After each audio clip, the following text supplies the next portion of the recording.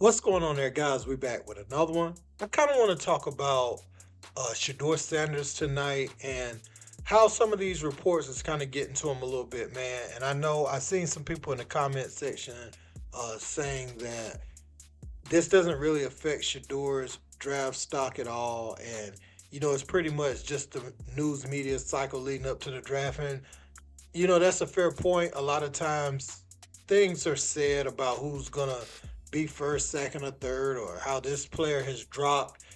Like, they need that to talk about to keep interest in the draft, whether the person is really dropping or not. And Shador has a lot around his name when you think about his father, some of the things people been saying to say that his draft stock is either elevating or decreasing. But decreasing is a better story for a lot of the media to run with leading up to the draft. So I guess that's where we at. But Shador is kind of blaming them for some of his stock dropping. So it seems to feel like there's some validity there. Now, um, I was watching Nightcap, and Warren Sapp, who Coach Prime brought on the staff, said he's going to be reaching out. He's reaching out to every team trying to figure out who that individual is, that quarterback coach for a top 7 team in the draft.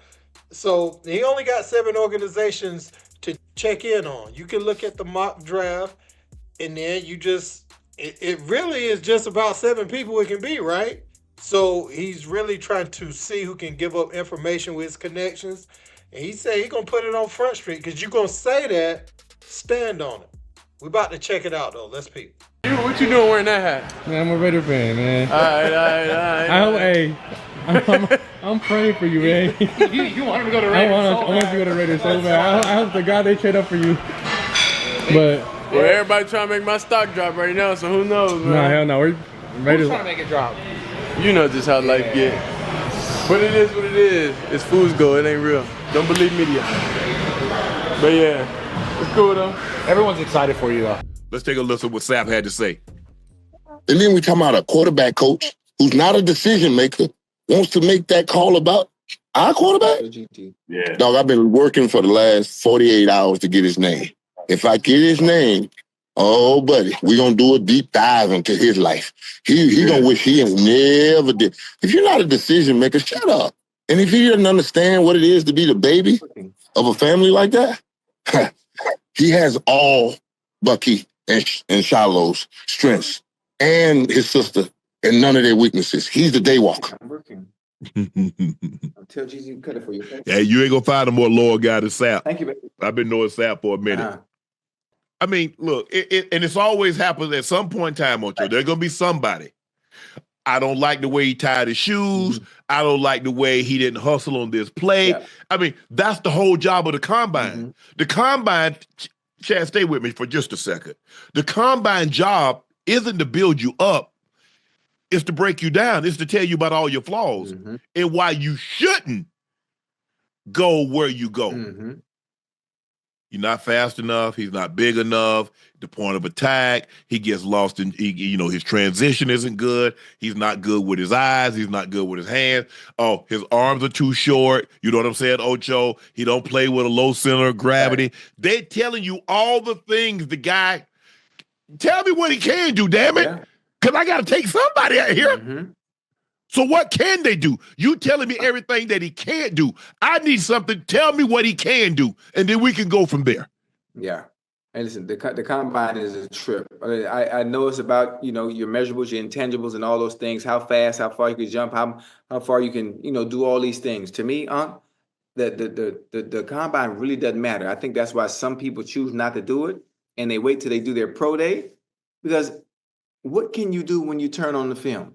That's what I want to see. If I was a scout, if I was a GM, if I was an owner, let me see your film. I don't care what you can do in shorts, because the game of football at the highest level isn't played in the shorts and the t-shirt. For me, man, Shedeur Sanders, I really like what I've seen from him as far as, his character throughout this process. You can see the maturation. I want to say this about Shedeur Sanders. Have we seen some things you're like, maybe he shouldn't have did that? Absolutely. And if you see any player enough, you'll say, maybe they could switch that up. I think it was one interaction with a coach I wasn't particularly fond of, or maybe even like a ball boy or something with him and his brother. I'm not sure, but I'll say this. Shedeur Sanders has been under a microscope, under the magnifying glass, his entire college career, even at Jackson State. They've been in the limelight because of the attention Coach Prime brings. And I'm not saying that in a bad way. I'm just saying he Coach Prime. Everybody's going to tune in and see what's going on. Shedeur Sanders delivered the goods, got them to the HBCU championship game. They bring in Travis Hunter as well. So, like, it's really up there. These guys transfer to Colorado with their dad getting a new job, and others, came and they started getting some recruits, transfers, everything in between. They become a top 25 team in just 2 seasons at the Power 5 level. Can we start to talk about Shedeur Sanders as the quarterback at the helm of that? More than he's brash, he's arrogant. I'll always go back and point to the bowl game they got where he was still in the game when the game was out of reach, and he wanted to finish with his guys. Some people were criticizing Cam Ward for only playing in the first half in a winnable game.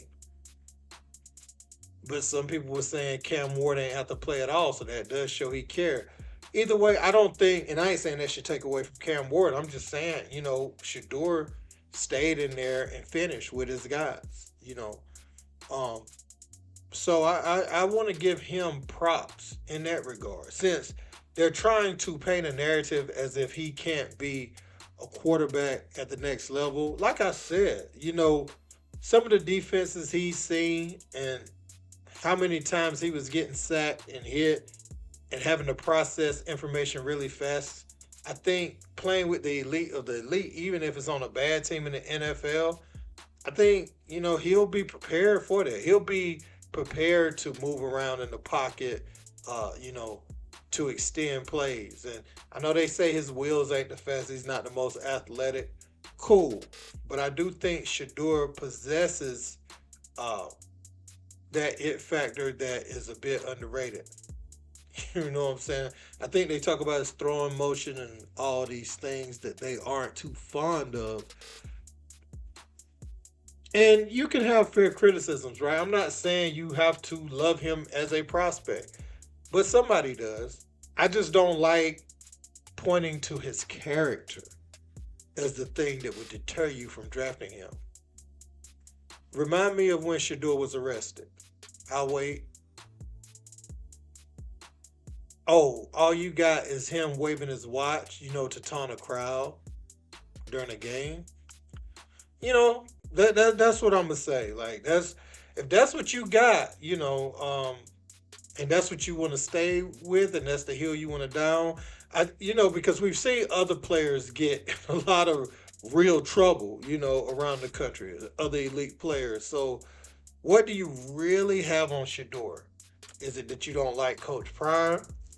You feel some sort of way about him doing it his way as a coach? You don't like him having money? That was one of the quotes from the coach. He didn't like that Shedeur had money because of NIL, as if he's the only paid player at that level. I don't know, man. He's coming in with value. He's coming in with worth. The NFL draft process is about selling yourself. So you don't come in with your head down, not looking the man in the eyes and talking to him like you ain't who you are. You know what I'm saying?